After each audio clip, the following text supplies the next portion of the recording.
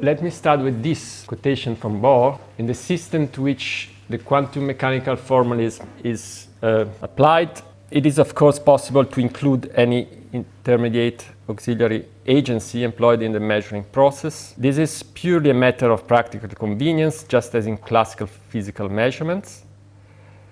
The only significant point is that in each case some ultimate measuring instruments must always be described entirely on classical lines and consequently kept outside the system subject to quantum mechanical treatment. This is one version of Bohr's infamous account of measurement, which is arguably the most controversial aspect of a doctrine which is itself not exactly famous for its clarity. And what I want to suggest here is an interpretation of this account based on a particular reconstruction of Bohr's philosophy of language. So first point, why is the account problematic, which I think is something everybody will agree with. And second point, why the philosophy of language? Let me apologize, I will have to read, otherwise it will take too long. So the fact that the account is problematic or even untenable is a kind of commonplace. In a sense, Bohr's story is trivially correct, since it just describes what physicists do in practice. However, the problem arises when one tries to formalize this account, because then one is presented with the dilemma between denying the universality of quantum mechanics or deriving the classicality of measuring instruments from their quantum description. And this dilemma seems to be something that Bohr just ignores. And to the frustration of his critics, who typically portrayed Bohr as being dogmatically committed to one or the other solution, as a matter of fact, he refrained from clearly endorsing either alternative. And this is, I think, an important clue that indicates that the very formulation of the problem that he had in mind was not exactly what is usually understood by the measurement problem. Another clue that this must be so is provided by passages like this one.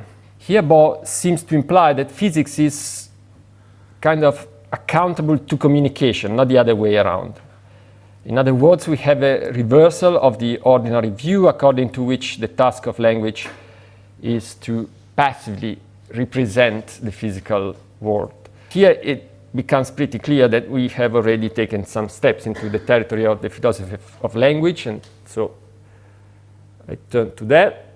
It is wrong to think that the task of physics is to find out how nature is. Quantum physics is about what we can say about nature. This is a very, very well-known quotation, which was reported by O. Petersen, who was his assistant, as we have seen in the 50s. And as is often the case with Bohr's aphorisms, it is not immediately evident that the sentence does not express a platitude.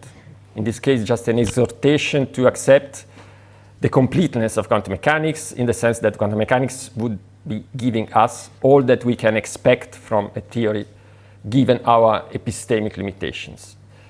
So essentially a plea for instrumentalism, with perhaps a Kantian flavor in the emphasis on the subject of cognition, because what we can say. So this we. But now my view is that what Bohr had in mind here was possibly something quite different from a generic and pretty innocuous methodological recommendation for quietism.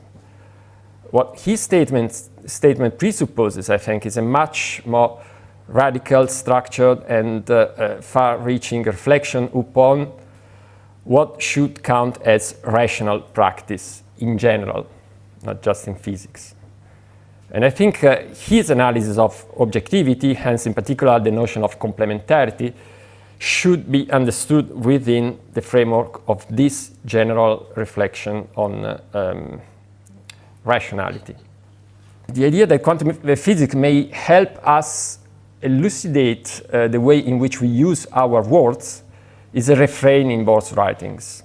Here I have reported a few samples. I guess most of you are familiar with this. And it is quite telling that Bohr contrasted this kind of analysis. So we can just read one. The novel situation with which quantum physics presents us demanded a renewed analysis of the presupposition for the application of concepts used for orientation in our surroundings. I think it is quite telling that Bohr contrasted this kind of analysis to what would be a more natural approach, one that, for example, Schrödinger defended in his correspondence with Bohr, where he wonders why, in view of atomic phenomena, we could not simply replace the concepts we are familiar with by new concepts whose meanings would arguably better match the objects that atomic physics present to us. And Bohr, I think, is clearly opposed, not I think, he says clearly for once that he is opposed to this strategy. And as in other cases, one could interpret this as just an expression of a conservative instrumentalist attitude. Something like, we don't need to change our concepts in order to deal with quantum phenomena. All we have to do is to be more careful when we state the truth conditions of the empirical claims that we make about atomic objects. In this way, we can avoid mistakes, like, for example, claiming that we have to do with a particle in a situation in which, in fact, we are dealing with a wave, for example. Now, I think that this is not, or at least not entirely, Bohr's point. What is at stake is not just the meaning of specific terms or expressions, as it is the very idea that meaning understood in terms of truth conditions is what can explain the rules that govern linguistic game. So actually, I think what Bohr is putting into question is this idea that meaning understood in terms of truth condition can explain the rules that govern, for example, the experimental practice of quantum mechanics. So a typical instance of this traditional semantic order of explanation that I think Bohr refuses is provided by formally valid inferences, in which we are expected to endorse the conclusion of the inference if we endorse the premise, because the truth conditions of the premise are contained in the truth condition of the conclusion. So Bohr does not think that the norms that are implicit in the quantum game can and need be explained by a model based on truth conditions. Such norms, such rules, can be made explicit by means of conditional statements, in which both the antecedent and the consequent are themselves conditional statements. That is, they are statements which assign a probability distribution conditioned upon the performance of a specific measurement.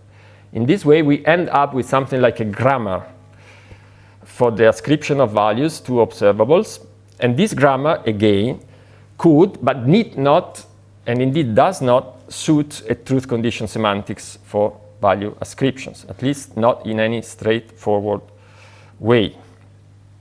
Now, the point that I want to make is that Bohr's reflection, as I have briefly reconstructed it here, comes astonishingly close to the ideas that were emerging in the very same years from the work of philosophers like Wittgenstein and Carnap. And indeed, the epistemological issues that Wittgenstein and Carnap were struggling with present deep analogies with those raised by quantum mechanics as Bohr understood them, in my opinion. The work of Wittgenstein eventually resulted in a major paradigm shift, which Alberto Coffa, in his classic historical reconstruction of the semantic tradition in philosophy, has compared to Kant's Copernican turn in metaphysics.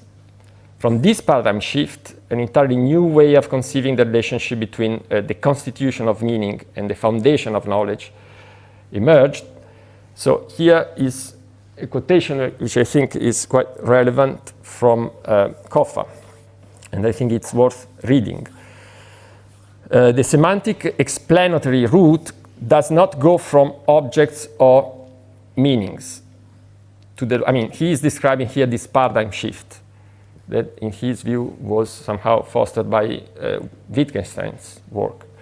The semantic explanatory route does not go from objects or meanings to the laws concerning them and then to our reasonable linguistic behavior. But it goes the other way around, from the linguistic behavior, from our linguistic behavior to meanings. The ultimate explanatory level in semantics is not given by references to the form of objects or meanings, but by reference to the meaning-giving activity of human beings, an activity embodied in the endorsement of rules. And I just want to add one remark here. Suppose we accept the idea that the rational justification of the rules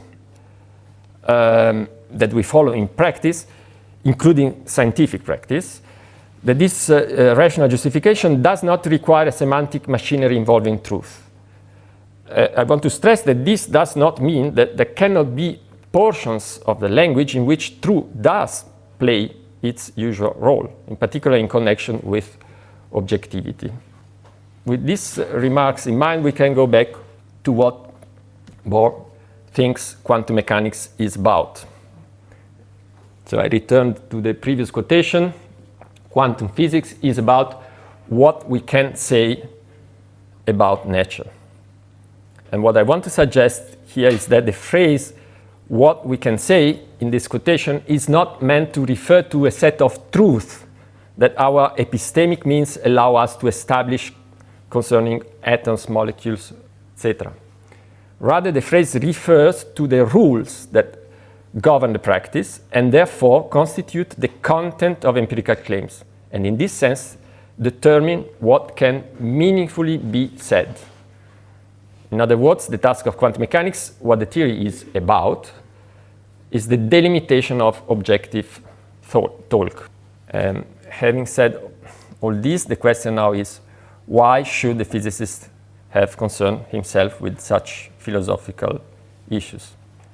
I mean, Bohr did not regard this as speculation devoid of scientific implication. It was not just his hobby. On the contrary, as other people stress today, he viewed this problem as central and essential contribution to his scientific activity. So the question is, why? And so I think every Bohr scholar has to address this question. And the answer that I want to propose is that I think Bohr quite soon realized that atomic physics had uncovered a problem whose nature was not physical, but distinctly semantical. And I think Bohr came to this conclusion because he saw more clearly than others that the uncertainty relations could not have an epistemic character.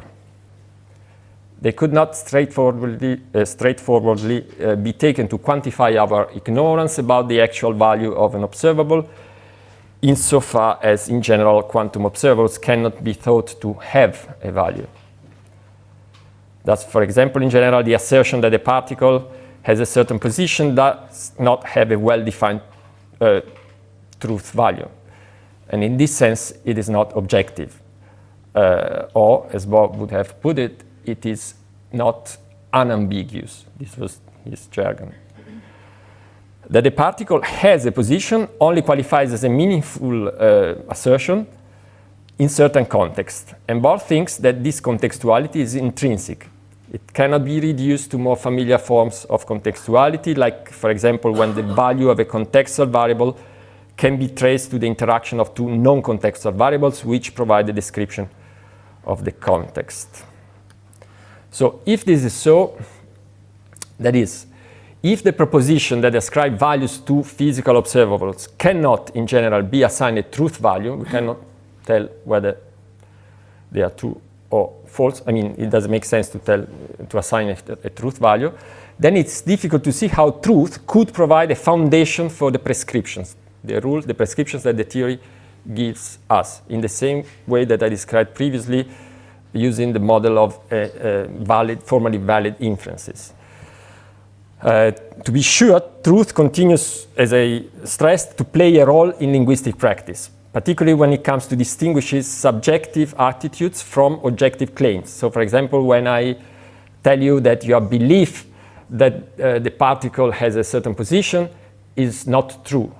In this case, we have a kind of interplay between subjective attitude and objective claims, and true enters the game.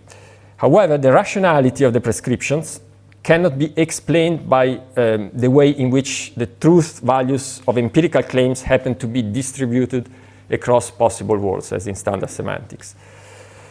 Given the situation, one can try to change the physics and the metaphysics in order to save the traditional semantic order of explanation, which, remember, goes from truth to rules. Or one can choose, as I think Bohr did, more or less explicitly, one can choose to reverse the order of explanation. The prescriptions, in particular those that derive from the uncertainty relations, become primitive. And the linguistic notion of truth is taken to emerge from the structure of the prescriptions rather than grounding it. A consequence of this change of perspective is that from an epistemological point of view, the prescriptive structure does not share the same status as the empirical claims. Insofar as the prescriptions constitute meanings, they define the conceptual framework in which empirical questions can be formulated. In this sense, there exists a level of prescriptions that cannot themselves be refuted by experiments. And I think the uncertainty relations somehow, or most precisely the prescriptions that derive from uncertainty relations, belong to this level of not really empirical principles. So let me draw a provisional moral. I'm not implying that Bohr would have been eager to interpret the uncertainty relation as Wittgensteinian rules of grammar, but still I think that the kind of Copernican turn that Koffa describes is precisely the direction towards which Bohr's reflection was heading. And now, one of the reasons for which I find it interesting to point out this connection, I mean, Bohr on the one hand and Wittgenstein on the other, is that the recent developments of the pragmatist trends inspired by Wittgenstein in the philosophy of language have provided us with conceptual and formal tools which can be very helpful, I think, in making Bohr's philosophical intuitions more precise. In particular, one can dismiss the traditional representational account of propositional content in favor of a normativist theory of content. That is a theory which purports to capture the idea that the content of a claim is constituted by the prescriptions that govern its use in language. So let's grant that the normativist theory of content can accommodate the contextuality of value ascriptions that we need in quantum mechanics. That is the fact that an observable can be ascribed a value only in a suitable context. This is my last point. Let's grant this. But then there remains the problem of stating the conditions in which it is appropriate to ascribe a value to a particular observable. That is, the conditions in which we should expect that objective talk concerning that observable, including the use of truth, is appropriate. The problem, as I have recalled at the beginning of the talk, is that quantum mechanics gives us no formal recipe to tell whether a certain context is realized. This is, if you want, the measurement problem. We don't have a prescription, an explicit prescriptions, which tell us when a certain context is realized or when a certain measurement can be taken to have been performed.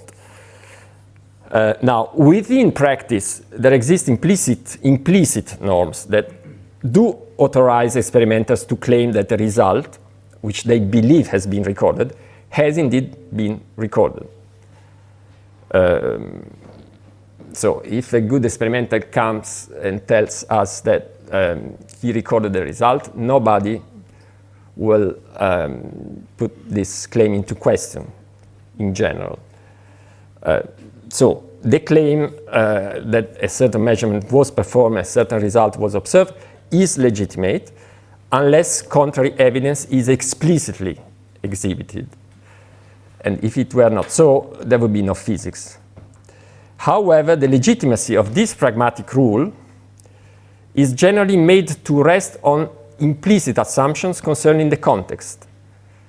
And the problem with this strategy is that when quantum contextuality is taken into account, we have a regress, because a context cannot be specified without making sure that the context in which that very specification is appropriate is itself realized, and so forth. So we have a regress, which is still another form of the version of the measurement problem. Here is where advocating a normativist theory of content can be useful. It is because a normativist theory of content allows a formalization of the pragmatic solution of the measurement problem that I just mentioned, which does not involve a regress. We are entitled by default to claim that ordinary macroscopic systems have the properties that we ascribe to them, but this default entitlement need not presuppose that certain truth conditions concerning the context are satisfied. Rather, default entitlement can be taken to be part of the very content of claims about ordinary macroscopic objects. In other words, someone who understands the claims in question ought ipso facto to acknowledge their legitimacy. To summarize, there exists a class of empirical claims that practitioners are allowed to treat as innocent until indicted on the basis of reasonable suspicion, as Robert Brandom aptly puts it. And this particular class of empirical claims, I think, are precisely Bohr's infamous classical statements, which describe the ultimate measuring instruments. Okay, I'm done. I can stop. I mean, once again, it is possible to show that this non-foundationalist way of accounting for the rationality of the prescriptions, in particular the prescriptions that we need to deal with the measurement problem, resonates with Wittgenstein's idea, in particular the ideas that he expressed in his notes on certainty that he wrote right before dying in 1951, but I will not, of course, expand on this. And maybe I can just summarize what I want to point out. So the main reasons for which I chose to focus on Bohr's philosophy of language, and more specifically on his analysis of what characterizes rational practice in general and the use of concepts. The first reason, which is probably the least controversial, is that I think that this is the most original aspect of Bohr's analysis of quantum mechanics. I guess we can agree on this. It is something that distinguishes Bohr sharply from his contemporary fellows, and it is also the aspect that most decisively contributed to make Bohr's thought virtually unintelligible to many physicists, including some of those who officially identified with his views. And I think this is the feature of Bohr's philosophy that ultimately is responsible for the aura of obscurity that surrounded his views, and also for the fact that those who opposed Bohr, as a rule, could not grasp the peculiar perspective from which Bohr was arguing. And this was, I think, a major source of misunderstanding in the intellectual disputes of the 30s and 50s. Second reason is that I think Bohr's views, as I pointed out, were strikingly in tune with the philosophical avant-garde of his time. I think we can, I can very quickly conclude, in my view, the impressive resonance with the achievements, the contemporary achievements in the philosophy of language, the contemporary proposal that were being putting forth by Wittgenstein and others. And one point which for me is very important is that I think, especially because of the latest developments in, as I mentioned, the philosophy of language, in the pragmatist trends, the philosophy of language, we now have a quite complete and consistent formal and conceptual framework. And if we use this to try and make sense of Bohr's arguments, I think we get a remarkable reconstruction, which, as compared to other reconstructions of Bohr's arguments, I mean here rational reconstruction, I'm not implying that he was actually saying exactly what but I think that we can, when you use this particular theoretical framework of pragmatist philosophy of language, like Robert Brandom or Sellars, Dummett, then we really get something which is surprising in a way. We can really, in my view, make sense of what Bohr was trying to say, specifically in connection with the measurement problem. And so we get a coherent and quite formal reconstruction of his arguments. And then I would say the last reason for which I think this is interesting, although this is not relevant for historiographical purposes, is that there could be formal developments today. I think that following this line of interpretation, one can easily reformulate completely the problem of the reconstruction of quantum mechanics. So not only try to dissolve the two things are related, by the way, because the current program of reconstruction of quantum mechanics, I think, doesn't really address the measurement problem. And using the kind of approach that I have tried to describe, one can, starting from the dissolution of the measurement problem, get a completely new approach to the reconstruction of quantum mechanics, the reconstruction of the structure of the rules and the prescription. Sorry for the confusion.